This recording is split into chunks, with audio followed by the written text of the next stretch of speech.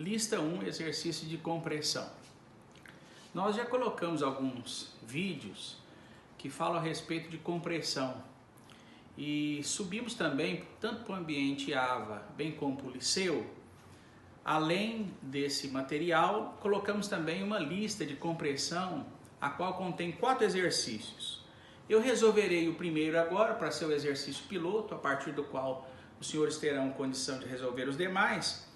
E todos deverão resolver os exercícios 2, 3, para me entregar na próxima aula. Entregar, é claro, de forma virtual. Você tem até o horário da nossa aula, 19 horas, da quarta-feira próxima, ou você que é da turma do matutino, às 8 horas de sexta-feira da próxima semana, para colocar esse material, ou seja, a resolução dos exercícios 2 e 3. O exercício 4 da lista é opcional. Se você já quiser colocar a resolução dele, ótimo. Se não, não há necessidade, porque ele trata de alguma coisa assim mais específica, mais peculiar, e nós vamos discorrer disso no próximo vídeo. Então, exercício 1 da lista de compressão. Você pode acompanhar aí, basta você baixar a lista.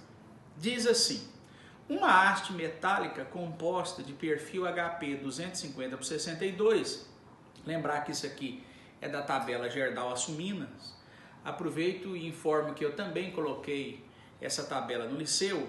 Possui 6 metros de comprimento.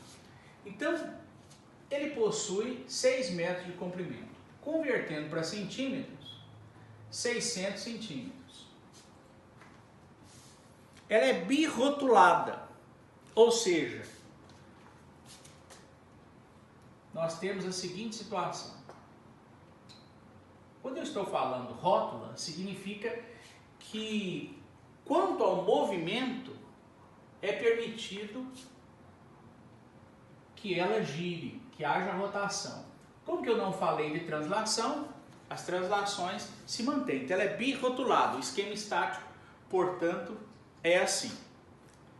É dado aqui o tipo do aço, o FY dele, e pede-se que você calcule a resistência da peça.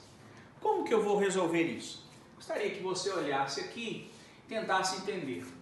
Veja bem, se eu pegar aqui um pilar e traçar os eixos dele, veja que na seção transversal eu tenho 2 eixos de simetria, eixo X e eixo Y. E eu tenho um eixo axial, que é o eixo que passa junto ao eixo axial da barra. Eu estou chamando de eixo Z. Então, quais as possibilidades de flambagem? Ele pode flambar em torno de X, ele pode flambar em torno de Y e ele pode flambar em torno de Z, o que chamaríamos de torção. Então eu posso ter uma flexão em torno de X, uma flexão em torno de Y e posso ter uma torção em torno de Z, ou tudo isso combinado. Por isso é que nós estaremos fazendo essa verificação. Por favor, preste atenção nessa seção transversal. Surge uma pergunta: o que é mais provável aqui? Se eu aplicar simplesmente força nele, não estou preocupado com questão de apoio agora, ele é simplesmente rotulado, as outras movimentações são impedidas, ele está impedido de movimentar em todos os sentidos, mas é permitido girar, ou seja, que é uma rótula. Se eu pensar nesse pilar com uma carga aplicada aqui no seu eixo Z, o que vai acontecer? Vai acontecer uma flambagem elástica. E o que é possível, mais possível? Que ela ocorra primeiro em torno de X ou em torno de Y. Para ilustrar isso, vejam essa regra. Quando eu aplico força, o que é mais provável? Que ela deforme em torno de X ou em torno de Y. Fica evidente que ela é mais frágil em torno de Y. E isso vai acontecer com essas seções. Seções tipo I sempre é mais frágil em torno de Y do que em torno de X. Agora você precisa prestar bastante atenção nesse linguajar. Olha só. Quando eu falo em torno de X, eu estou falando no movimento que vai ocorrer com o pilar, que vai querer flambá-lo em torno do eixo X. Mas quando eu estou falando em torno de X, essa flambagem está sendo provocada na direção Y. Então, quando eu falo direção Y, é em torno de X, é o contrário. Quando eu falo direção X, é em torno de Y. Então, se eu olhar aqui por cima, o que eu tenho? Se esse pilar fosse travado na direção de X, ele está aqui travado. Isso iria impedir que ele flambasse em torno de Y. Se eu travar um pilar na direção Y, isso vai impedir que ele flambe em torno de X. Então, vários exercícios nós resolveremos e você vai se familiarizando com essa linguagem. Então, quando eu falo direção X, é em torno de Y. Quando eu falo direção Y, é em torno de X. Nesse caso específico, quais as verificações que eu devo fazer?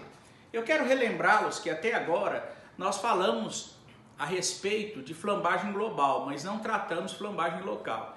Então, para todos os exercícios dessa lista, a flambagem local não será considerada. De forma proposital, eu coloquei seções transversais de perfis que são seções compactas, em outras palavras, que não tem problema de flambagem local. Então, para esses exercícios, o enunciado geral diz, eu posso considerar o meu Q, que é o fator de correção de flambagem local, igual a 1. Então, o que eu tenho que fazer? Primeira verificação. Eu tenho que verificar o perfil quanto a esbeltez. E como que eu vou fazer isso? Vou verificá-lo quanto a esbeltez. Então, olha só. Eu tenho que verificá-lo, então, em torno de X, anexo E diz isso. Tem que verificá-lo em torno de Y. E a princípio aqui, vamos dizer o seguinte, que nós teríamos que verificá-lo em torno de Z. Então o que ocorreria? Eu teria que verificar qual a resistência desse perfil em torno de X, em torno de Y e em torno de Z. Porém tem um fato importante. Eu estou aqui com o livro do Pfeiffer e a literatura, não só Pfeiffer, mas outros tratam disso.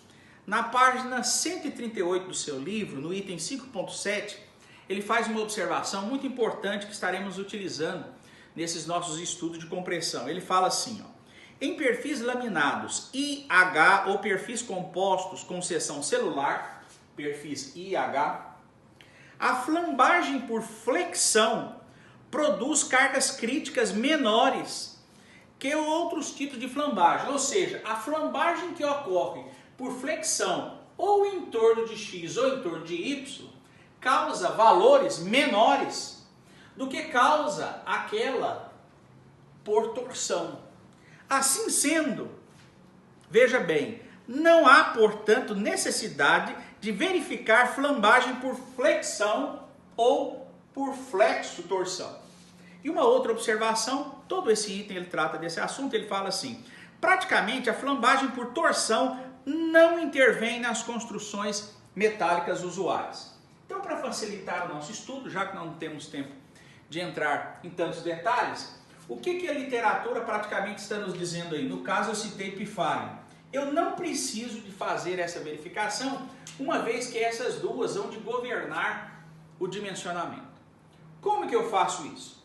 Vamos lá. Verificação em torno de X. Eu venho aqui, ó, lambda, que eu vou chamar de lambda de X é igual ao K vezes L, raio de giração. Nesse exercício, isso aqui, em termos de incógnita, será igual ao Y. Mas eu vou diferenciar aqui, daqui um pouco entenderão por quê. Opa, desculpa, aqui X. Como que vai ser em Y? Eu tenho KY, LY, raio de giração em Y.